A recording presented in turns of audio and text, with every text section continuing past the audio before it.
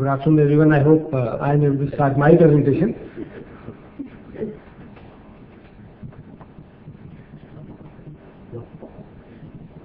Yeah, we are there. No, we are there.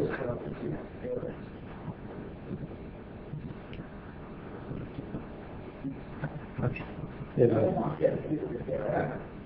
Yeah, there. Good afternoon, everyone. I am more of a practitioner, you could say, of this whole technology service to the MFI sector.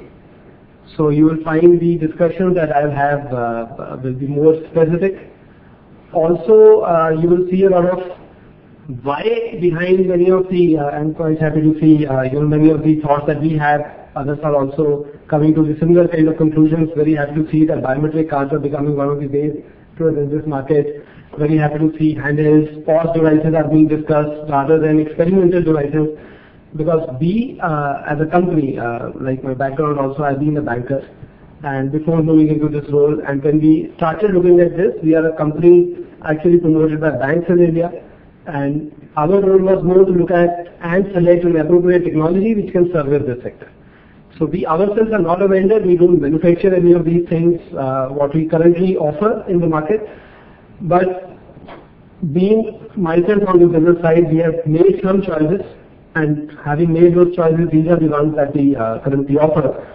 So you will see, as I was saying, a lot of why behind what we have in my presentation.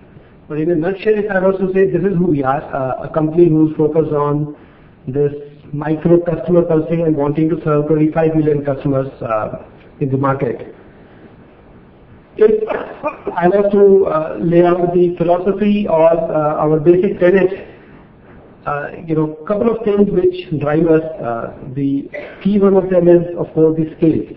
We believe this market is collectively very important. Although the individual institutions who are operating in this space, both in India and outside, are very small.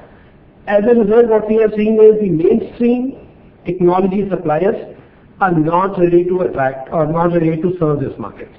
We think aggregating all this demand and going to a mainstream technology supplier will get us a better traction, both in terms of the response and in terms of the pricing, than trying to experiment and reinvent the wheel. So many of the components that we offer today are based on large technology suppliers, which I will share with you as we go down the presentation. The second, of course, that we believe is that just offering a good technology offering does not solve the problem. Most of the entities that we have in this segment, even the mainstream organizations, struggle with adopting the technology and keeping pace with the technology evolution. To expect a small MFI to focus on this is, I think, a very big ask. So we as a company want to handhold the MFI all the way from the stage where they are wanting to make the choices to when they are actually running it, and let them focus on the business while we take care of their requirements at the back end. The third is that we take a very commercial approach to this thing. We don't, both in terms of our interactions with the technology suppliers and our customers, we don't want people to subsidize or cross-subsidize one with the another.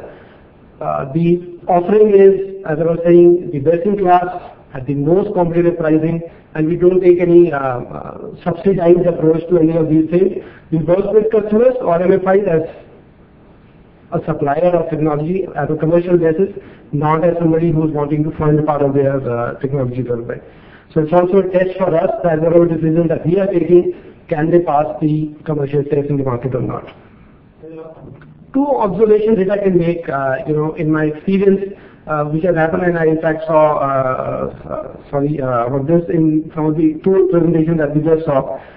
We often confuse microfinance and microtransactions. This is a very different domain. These two come from a very and they require a very different kind of solutions. We also are observing very closely this whole mobile space. We think it's a very good thing for microtransactions. Has nothing to do with microfinance per se.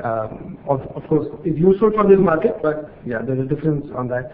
The second, that in our experience, what we have seen is that there are many players in the market who have one piece of the puzzle. And then they try and go out and try to give that as a solution to the MFIs or this entities who are practicing in this space, which confuses the whole market. There's a lot more which needs to be done, and then again, hopefully during the presentation be able to share with you that why what all it takes. The first is, of course, fortunately now the market is evolving from saying it's not only just the credit, but the poor person needs more than just the credit. It's saying that now we need savings, we need insurance, and of course remittance is a product. Just again to very briefly tell you why this whole thought is now changing from credit to saying a comprehensive suite of services is needed. This is a typical microfinance cycle. A person has periodic incomes, in case of micro customers, typically weekly, not even monthly.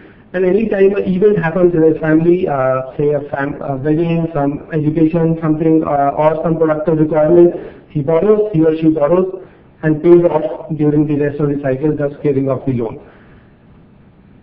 In case this event happens to be a catastrophic event and not a regular event, we again go back with the credit as a solution. Typically that's been the behavior. Now his surplus of this periodic basis is not enough to service this catastrophic requirement. As a result, typically this person goes under a debt trap and the whole model collapses. This is where everybody is converging now to say that for catastrophic kind of events, say a death, famine, a drought happening in the geography, we need insurance and not credit. Similarly, if this person is given an opportunity to save, even prior to that event happening, because typically everybody, that poor person also can plan for that event because he can foresee the daughter is going to get married or the children have to study. If he is given an opportunity to save, he can save enough and possibly will not require to borrow at the time when this event happens.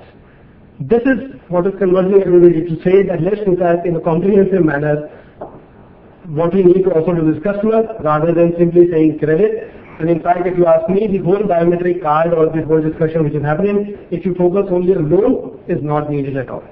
A typical MFI does not need a biometric driven card. It's only when you withdraw money, you need to validate the customer, not when you deposit money. A typical credit cycle is one-time payout to the customer, multiple times pay in. You don't need all this, the whole infrastructure. It's for products like insurance, products like savings, and products like remittance. Again, a very important product because this customer typically travels from his place of origin to some place where there are better opportunities and needs this product.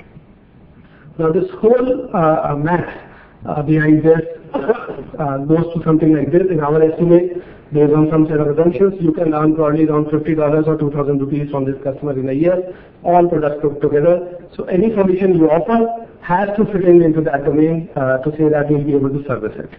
Now that is where a typical symbiotic relationship between a larger institution, which offers an insurance savings kind of a product, and a smaller institution like MFI has started emerging, at least in India, many other places as well, where we are saying the mainstream delivery channels that these entities have, typically which are being branches, ATMs and all, will start failing because they're too expensive. So you need a internet mobile-based kind of a transaction medium. And since this customer segment cannot do an internet or a mobile-based transaction on his own, as of now at least, let's have an assisted kind of a transaction. In India, typically the main doing is a business correspondent who represents a larger entity and goes out and services the client. And that's where, as I was saying, a symbiotic relationship is emerging between MFIs and the larger institutions to service these customers. That is where a role of an entity like CEO was seen, and 2 years back we were committed to say that while there will be multiple business correspondents, MFIs servicing the customer for these multiple of products, for many organizations or many mainstream institutions, we need a common technology architecture so that the customer gets a uniform experience, and which is robust enough because finally this is a mainstream business happening and we can't leave everything on a experimental mode. That's why we ourselves, as I said earlier, we ourselves don't manufacture this, but we have pieced together a solution to address this market.